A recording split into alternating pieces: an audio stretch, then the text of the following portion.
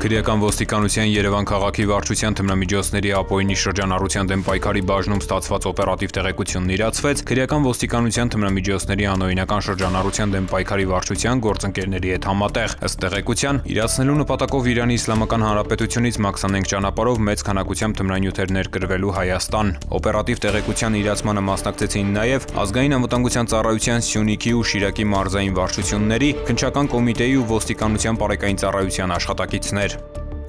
Հոկտեմբերի 11-ին ձերբակալվեցին մայրաքաղաքի բնակիչներ 43 ու 35 տարեկան տղամարդիկ եւ 39-ամյա մի օտարերկրացի, 35-ամյա տղամարդու եւ օտարերկրացու վարած ավտոմեքենաներով հանդերձ նրանք տեղափոխվեցին քննչական վարչություն։ Նախաձեռնված քրեական վարույթի շրջանակում կատարված զրնությամբ 35-ամյա տղամարդու մեքենայում հայտնաբերվեց 3 փաթեթ, ընդհանուր 8 կիլոգրամ 370 գրամ քաշով, դրանից 5 կիլոգրամը մեթամֆետամինի, 3 կիլոգրամ 370 գրամը մարիխուանայի նմանվող զանգվածներ էին, եւ սա դեռ ամբողջը չէր։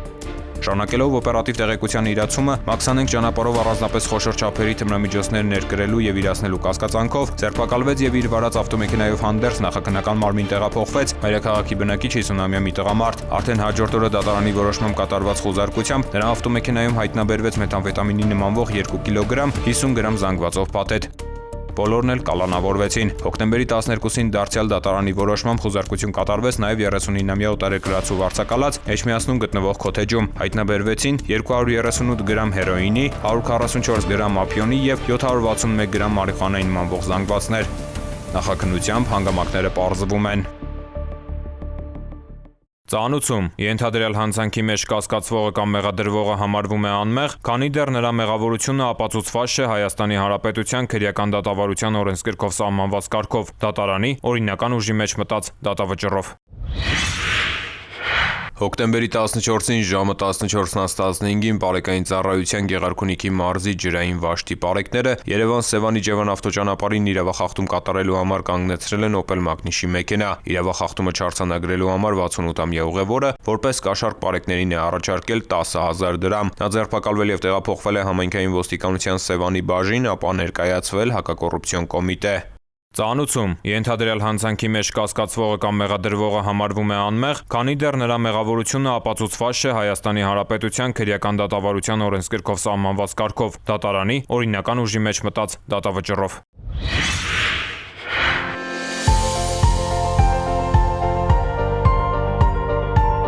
Գաղափար, որն արդեն իրականություն է։ Սպիտակ համայնքի կամավորական հրշեջ փրկարարական հենակետը վերանորոգված ու վերազինված հոկտեմբերի 10-ին շահագործման հանձնվեց։ 2021 թվականին հիմնադրված հենակետը վերանորոգվել է Volfire ծրագրի շրջանակում ավստրիական զարգացման գործակալության եւ ավստրիական Կարմիր խաչի ֆինանսավորմամբ։ Մեծ Պառնիում տեղակայված կամավորական հրշեջ փրկարարական հենակետի բացման արարողությանը ներկայ են ներքին գործերի նախարարության փրկարար ծառայության, Հայաստանում Ֆրանսիայի դեսպանատան, ավստրիական Կարմիր խաչի, ավստրիական զարգացման գործակալության, Հայկական Կարմիր խաչի, մարզային եւ համայնքային իշխանությունների ու հասարակական կազմակերպությունների ներկայացուցիչներ։ Հենակետի վերազինման գործում ակտիվ մասնակցություն է ունեցել ներքին գործերի նախարարության փրկարար ծառայությունը համայնքին նվիրելով հրշեջ ավտոմեքենա, ինչպես նաեւ կազմակերպել է կամավորների վերապատրաստում եւ որակավորման քննություններ։ Աջակցություն են ցուցաբերել նաեւ Լոռու մարզպետարանը, Սպիտակի համայնքապետարանն ու Հայկական Կարմիր խաչը։ Փրկարար ծառայության փրկարարական ուժերի վարչության պետի տեղակալ Բագրատ Վարդազարյանը շնորհակալություն հայտնելով կամավորներին եւ հենակետի վերանորոգման վերազինման գործում իրենց ներդրումն ունեցող կառույցների ներկայացուցիչներին ընդգծել է կամավորական մշակույթի զարգացման ուղղությամբ գործնական քայլերը։ Ավստրիական Կարմիր խաչի ծրագրի ղեկավար Թիերի Ժերարը շնորհավորելով հենակետի կամավորներին նշել է, որ ավստրիական ընկերությունն այս կերպ աջակցություն է հայտնել Սպիտակ համայնքին։ Ներքին գործերի նախարարության փրկարար ծառայության ներկայացուցիչները որակավորված կամավորներին հանձնել են կրծքանշաններ։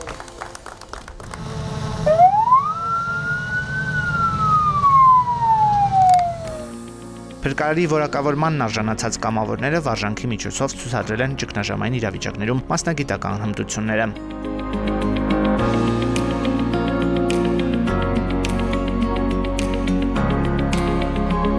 Համայնքներում կամավորական հրշեջ փրկարարական ինստիտուտի ներդրումը բնակչության անվտանգության ապահովման, ճգնաժամային իրավիճակներում արագ արձագանքման համատեքստում կարևոր քայլ է։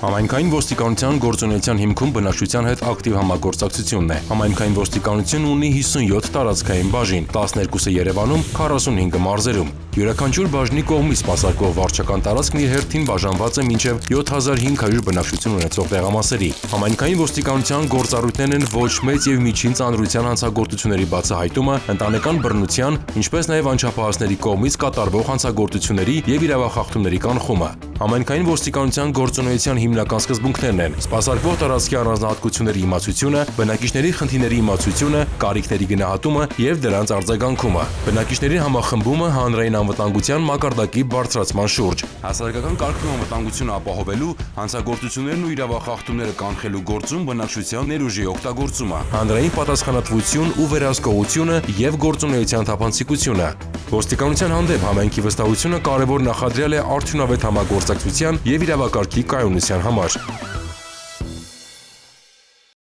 Ներքին գործերի նախարարության elections.mia.gov հարթակում հոկտեմբերի 7-ին հրապարակվել են Արմավիրի մարզի Վաղարշապատ համայնքի տեղական ինքնակառավարման մարմինների ընտրությունների ընտրողների տվյալները։ Քաղաքացիները հնարավորություն ունեն հրապարակված ընտրացուցակներում որոնել կամ ներբեռնել իրենց տվյալները։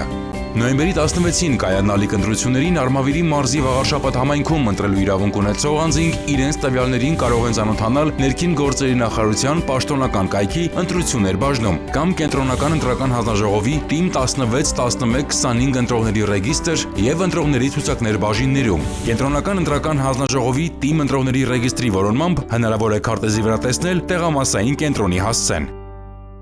Հոկտեմբերի 6-ից նախագործարկվում է քաղաքացիության գործերի էլեկտրոնային համակարգը։ Դիմումատուները հնարավորություն կունենան առցանց գրանցվել հարթակում, ստեղծել, խմբագրել եւ ներկայացնել Հայաստանի քաղաքացիություն ստանալու կամ դադարեցնելու նախնական հայտ, ամրագրել միգրացիա եւ քաղաքացիության ծառայություն այցելության օր ոչ շուտ, քան 2026 թվականի հունվարի 22-ը։ Հայաստանի Հանրապետության քաղաքացիները նոր համակարգում գրանցվելու են բացառապես ԵՍՄ ազգային նույնականացման հարթակի միջոցով, ինչի համար անհրաժեշտ է նույնականացման քարտ եւ էլեկտրոնային թվային ստորագրություն։ Օտարերկրյա քաղաքացիները, փախստականի կարգավիճակ ունեցող եւ քաղաքացիություն չունեցող անձինք գրանցվելու են ըստ ցանկության, խիստ նույնականացմամբ կամ էլեկտրոնային փոստի վավերացմամբ կցելով ճամփորդական փաստաթղթի լուսապատճենը։ Նախնական հայտի ներկայացումից հետո անհրաժեշտ է կատարել պետական տուրքի վճարում ոչ ուշ, քան ընտրված այցելության օրվանից 10 օր առաջ։ Վճարումը չկատարելու դեպքում ամրագրած օրը չեղարկվում է։ Կյանքն անգին է։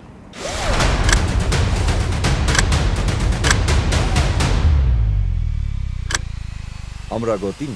կյանքեր է փրկում։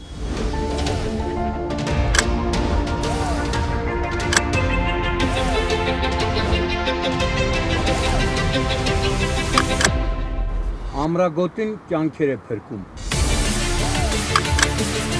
Ամրակապրիր։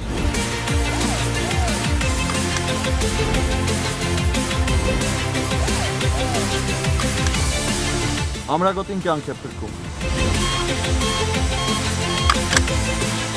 Ամրագոտին կյանք է փրկում։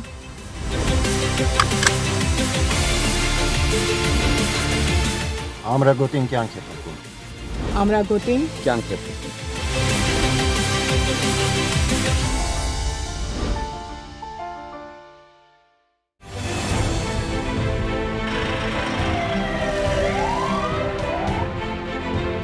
Վարորդները պարտավոր են կապույտ գույնի առկայծող փարոսիկ եւ ձայնային արձանշան միացրած շտապօգնության մեքենաների մոտենալու դեպքում զիջել ճանապարհը նրանց անխոճոդոտ անցումն ապահովելու նպատակով։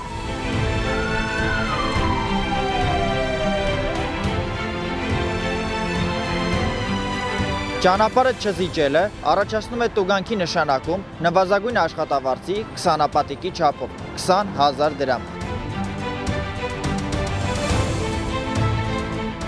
Իսկ զիջելու ընթացքում որևէ իրավախախտում կատարելը այլ հնարավորության բացակայության պայմաններում վարչական պատասխանատվություն չի նախատեսում։ Զիջիր ճանապարհը, րոպեն կարող է կյանք արժենալ։ Հարգելի քաղաքացիներ, Road Police.am համակարգում էլեկտրոնային ծանուցումը ակտիվացնելու դեպքում տեսալուսանկարահանող սարքերով արձանագրված տուգանքի գումարը կարող եք վճարել 20%-ով պակաս։ Կարևոր է իմանալ, որ 20% բոնուսային բաղադրիչի կիրառման էլեկտրոնային ծանուցման եղանակը չի փոխարինում SMS ծանուցմանը։ Տեսալուսանկարահանող սարքերով արձանագրված խախտումներով, եթե օրինակ պետք է նշանակվեր 10,000 դրամ տուգանք, ապա ծանուցումն էլեկտրոնային եղանակով ստանալու դեպքում կկիրառվի բոնուսային նվազեցում եւ տուգանքի չափը կկազմի 8000 դրամ։ Օգտվեք թվային լուծումներից եւ վճարեք 20%-ով պակաս։